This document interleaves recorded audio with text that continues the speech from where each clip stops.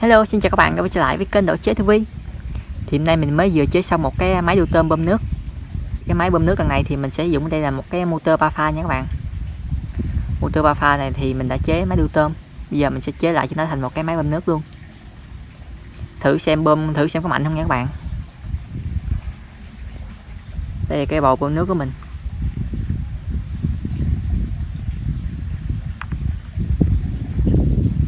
Tấm lưới này để lượt đừng cho gác nó vô nha các bạn.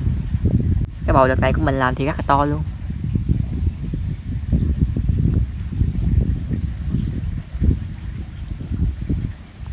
Ok, bây giờ mình sẽ bắt đầu test thử cho bạn xem.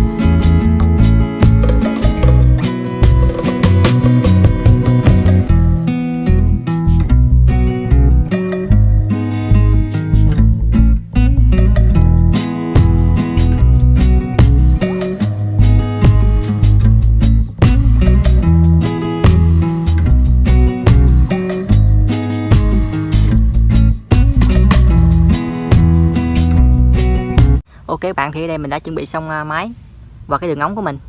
Đây mình sẽ quay cái đường ống của mình cho bạn xem. Ống này thì mình sử dụng ở đây là cái bọc ni lông nha các bạn.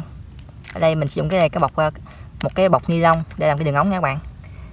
Đường ống mình sẽ chạy dài qua đây và sẽ đổ vào cái hầm bên đó. Đây bơm mình sẽ đặt ở đây. Còn trên đây mình sẽ để bộ điện trên đây nha các bạn. Máy sẽ đặt ở đây.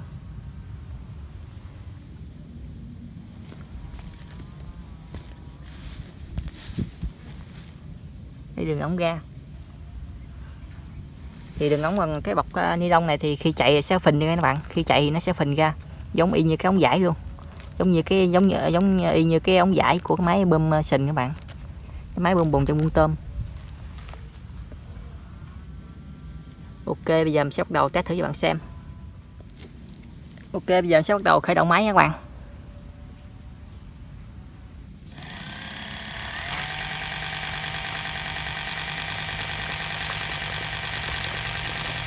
Cái ống của mình nó bị xị bạn ơi, cái ống mình hàng nãy không được, nó bị xị hơn.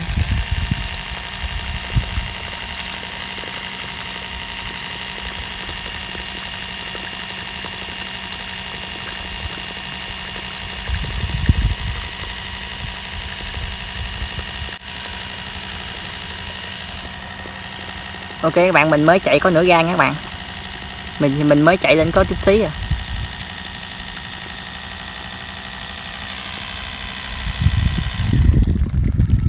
Ok, đã hết nước rồi, bây giờ mình sẽ châm nước thêm. Máy này chạy nhanh quá các bạn ơi.